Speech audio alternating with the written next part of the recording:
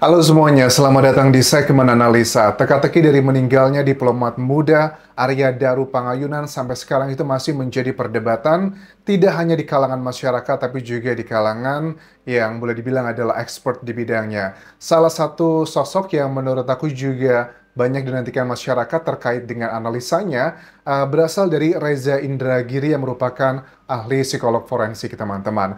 Ada beberapa hal yang aku tangkap di sini bahwa kemungkinan-kemungkinan tentang penyebab dari meninggalnya Arya Daro ini, kalau aku tangkap di sini, salah satu poinnya adalah terkait dengan kesenangan pribadi, tapi tidak bisa dikendalikan. Apakah ini mungkin atau tidak? Ada beberapa hal yang sebenarnya kalau aku amati dari media, ada yang sangat bertolak belakang dengan hal ini. Apalagi ada salah satu case yang terjadi di Bangkok, Thailand, itu terjadinya tahun 2009 kepada aktor terkenal kungfu David Carradine. Aku baca nih ya, sebenarnya apa kejadiannya, kenapa dihubungkan dengan istilah autoerotic asphyxiation atau memotong pasukan udara kita untuk meningkatkan kepuasan saat melakukan hal seperti itu.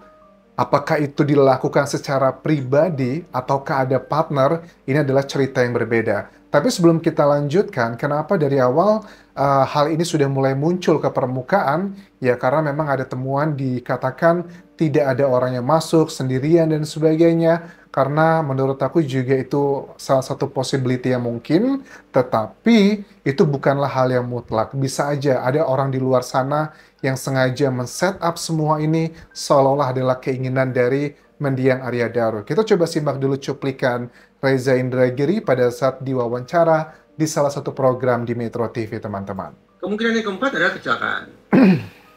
Yang bersangkutan sama sekali tidak punya keinginan untuk mengakhiri hidupnya.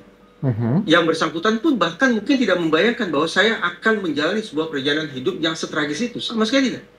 Mungkin tujuannya untuk kesenangan atau tujuan yang lain-lain, tetapi saya yang beribu sayang ada situasi yang betul-betul tidak lagi mampu dia kendalikan. Masuklah dalam situasi kecelakaan. Oke. Kalian sudah paham ya maksudnya seperti apa. Tetapi kalau ada juga yang mengatakan, kan kita juga lihat ya sejumlah ahli kriminolog juga ada yang berkeyakinan ini karena keinginan dari mendiang ingin mengakhiri diri sendiri. Tapi menurut aku untuk hal tersebut, Reza pun juga sama tidak yakin dengan alasan tersebut karena dia bisa membayangkan bagaimana excitednya pada saat mendiang ini akan pergi ke negara baru, negara boleh dibilang adalah first world country dengan pendidikan yang baik karena anak-anaknya juga akan sekolah di sana, istrinya juga pindah ke sana, sudah jual sejumlah aset, salah satunya mobil untuk mempersiapkan hidup baru, baru aja belanja di Grand Indonesia, beli baju, baru juga pesen makan, baru buang sampah dengan data-data yang beredar di media.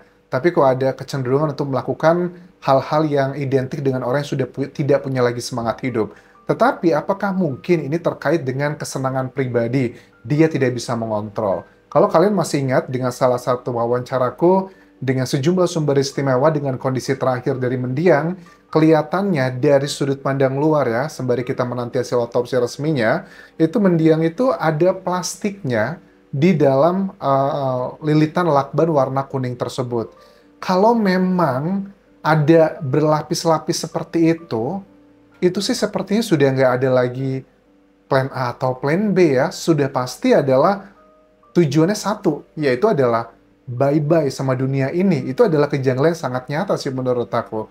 Plus juga dengan lilitan lakbannya, tidak ada pergerakan atau pergeseran yang berarti kesannya adalah rapi. At least kalaupun seandainya gitu ya, bahwa mendiang melakukannya dugaannya karena kesenangan pribadi, tangannya nggak diikat, kakinya nggak diikat. Kenapa dia tidak berusaha menyelamatkan diri walaupun seandainya telat? Kan mungkin ada yang terbuka sedikit dan sejenisnya tapi tidak serapi itu. Oke, lanjut lagi apa yang disampaikan dari beliau di sini?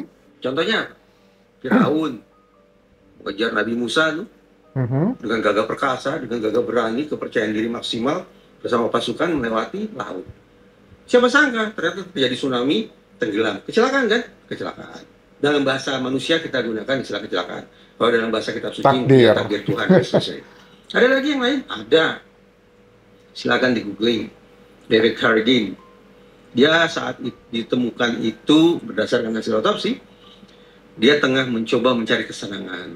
Ini artis yang kungfu ini. Oke, David Carradine. Ini sekarang coba kita lihat ya, karena ada banyak perbedaan teman-teman. Sudah aku search secara sekilas, kejadian David Carradine, aktor yang terkenal dengan film kungfunya, dia meninggal di usia 72 tahun, ditemukan di sebuah hotel di Bangkok pada 3 Juni 2009. Pada saat itu dia datang ke Bangkok itu sejak Mei 2009 untuk melakukan syuting filmnya. Tetapi tiba-tiba ditemukan dalam kondisi tidak berbusana, ada tali yang terikat antara leher dan juga bagian pribadinya, dan hasil otopsi dari pemerintah atau authority Thailand adalah efek dari kecelakaan akibat aktivitas begituan, dan itu adalah sendirian.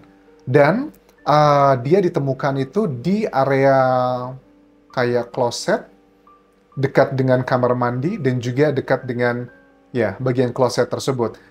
Identifikasinya adalah autoerotic asphyxiation, memotong pasokan udara untuk meningkatkan kepuasan untuk hal yang seperti itu.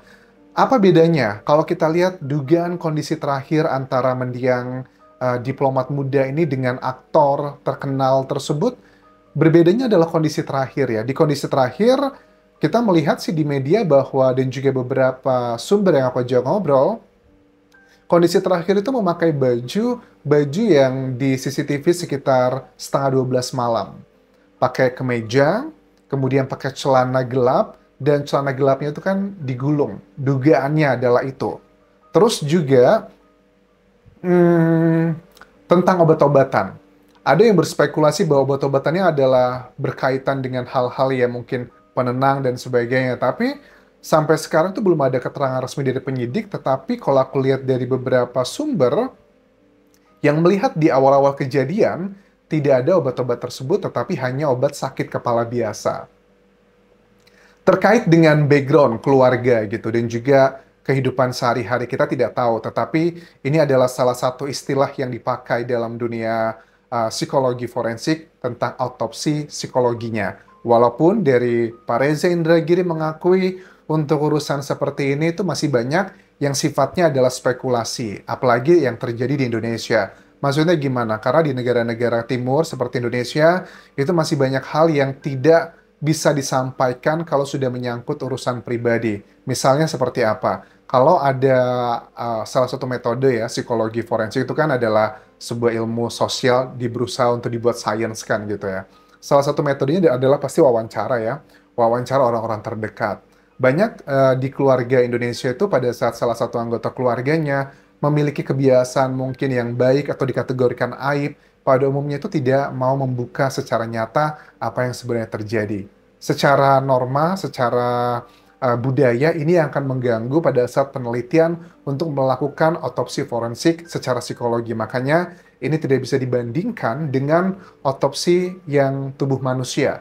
Itu jelas tidak akan bisa berbohong. Apalagi kan kalau metode yang dipakai adalah wawancara, lidah gitu kan, tak bertulang gitu. Jadi memang agak kecil kemungkinan bisa digali lebih dalam kalau hanya sekedar wawancara dari orang-orang terdekat.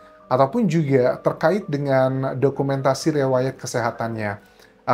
Dikatakan bahwa tidak semua orang itu kalau sakit itu berobatnya ke rumah sakit dan ada dokumentasinya. Tapi kayaknya mungkin berbeda dengan case-nya seorang diplomat, teman-teman. Karena aku juga sebagai seorang pekerja di luar negeri, setiap tahun harus extend kontrak, itu pun setiap kita mau mendapatkan perpanjangan kontrak kerja, kita harus melakukan sejumlah tes ya. Mulai tes yang kaki gajah, narkoboy, dan sebagainya. Itu tuh adalah syaratnya, begitu kesehatan semuanya. Jadi menurut aku kalau untuk level-level, karena aku juga bukan seorang diplomat ya, harusnya mereka ada general check-up. Bahkan sebagai seorang pengajar pun di luar negeri, aku mendapatkan kayak tes kesehatan gratis yang dilakukan setiap tahun. Jadi semuanya itu dicek untuk medical check-up setiap tahunnya. Aku nggak tahu, di diplomat Indonesia, aku rasa dengan jabatan mereka, fasilitas tersebut sepertinya juga ada. Karena di beberapa perusahaan besar di Indonesia pun juga melakukan hal yang tersebut. Jadi dari bagian ini yang aku tangkap adalah ya sepertinya Pak Reza Indragiri kecenderungannya memang lebih ke arah ini ya, karena ada rasa-rasa yang mungkin hal-hal yang sedang ditutupi oleh penyidik terkait dengan aib-aib pribadi. Oke, itu adalah sebagian netizen yang menganggap ini berhubungan dengan hal tersebut. Tetapi dengan kita melihat kondisi terakhir, dengan beberapa sumber istimewa yang menceritakan dan menggambarkan bagaimana kondisi terakhir, kok sangat jauh ya dengan istilah autoerotic asphyxiation ini. Pakaiannya masih ada, tidak ada hal-hal yang menjurus ke sana, baik di bagian pribadi dan sebagainya. Apakah ini mungkin tidak seutuhnya disampaikan? Makanya sebagai masyarakat, ada juga yang berpendapat bahwa kenapa penyidik masih belum mengumumkan sampai sekarang terkait dengan penyebab kepergian dari mendiang ini, karena sedang menimbang-nimbang begitu loh. Berurusan mungkin dengan rahasia pribadi atau rahasia negara. Tapi kalau aku lihatnya sih sepertinya kecenderungannya penyidik juga berkali-kali lipat akan ekstra hati-hati karena apapun yang disampaikan nanti pada press conference-nya, pasti bakal ada yang kontra. Kalau seandainya nih, diarahkan nanti bahwa kejadian ini tidak ada unsur pidananya, waduh, yakin nih, pasti bakal terjadi kekeosan dan penyidik harus menyiapkan berbagai macam penjelasan secara saintifik. Kenapa, Pak? Tidak ada unsur pidananya. Karena waktu aku dengerin keterangan dari Kapolri kita, Jenderal Listio Sigit ya, pada saat ditanya Pak sama wartawan, Pak, gimana Pak dengan hasil penyidikan dari kasusnya Arya Daru Pangayunan? Ada salah satu statement bilang begini, kami pasti meneliti dan juga menyelidiki kasusnya dengan sangat hati-hati, apakah ada unsur pidana ataukah ada unsur yang lainnya. Oke, jadi kayaknya memang sebagian netizen itu sudah mulai memprediksi kayaknya bakal dibawa ke arah tidak ada unsur pidananya. Jujur kalau dibilang tidak ada unsur pidananya dengan kejanggalan-kejanggalan yang sudah kita bahas, ya misalnya dengan lokasi TKP yang begitu bersih, tidak ada acak-acakannya, kan logikanya gini deh, kita nggak usah ngomongin jauh-jauh lebih ke complicated ya. Tangannya dari mendiang dan kaki itu kan tidak terikat. Berbeda dengan case yang kejadian ke aktor terkenal David Carradine. Kalau dia kan dihubungkan dengan leher dengan bagian itunya kan ya. Kalau dia bergerak mungkin akan ribet dan sebagainya. Ketarik kan sakit banget tuh pastinya. Tapi kalau mendiang ini seandainya itu dihubungkan dengan hal yang sama seperti itu, kan ada tangannya. Set, lepas. Atau tarik dicolok gitu kan ya. Atau dia bisa berdiri menghantamkan ke pintu, lepas sebagainya. Itu kan unik ya, itu aja deh. Kecuali nanti seandainya ada temuan dari penyidik bahwa tangannya ada kondisi sedemikian yang membuat dia tidak bisa bergerak lagi. Jadi kalau dibilang ini adalah kecelakaan dalam tanda kutip, pada saat ingin memuaskan diri sendiri, menurut aku kurang data-data yang lebih meyakinkan lagi. Jadi untuk penyidik nanti pada saat menyampaikan hasil analisa dan juga keputusan dan juga penyidikannya, please benar-benar digunakan bahasa yang sesimpel dan sesederhana mungkin, tetapi scientific dan juga logik. Kenapa bisa seperti itu? Karena kalau enggak, ini efek dominonya, kepercayaan masyarakat terhadap polisi bakal benar-benar hancur banget, teman-teman. Oke, itu dulu yang bisa aku update mengenai case ini. Terima kasih sudah menonton. Kalau kalian ada temuan-temuan terbaru, silakan bisa send DM ke Instagramku ataupun juga di Facebook pageku. Sama-sama semuanya Anjas Asmara. Nanti kita bisa bahas dan diskusi di situ. Aku lihat apakah make sense atau enggak.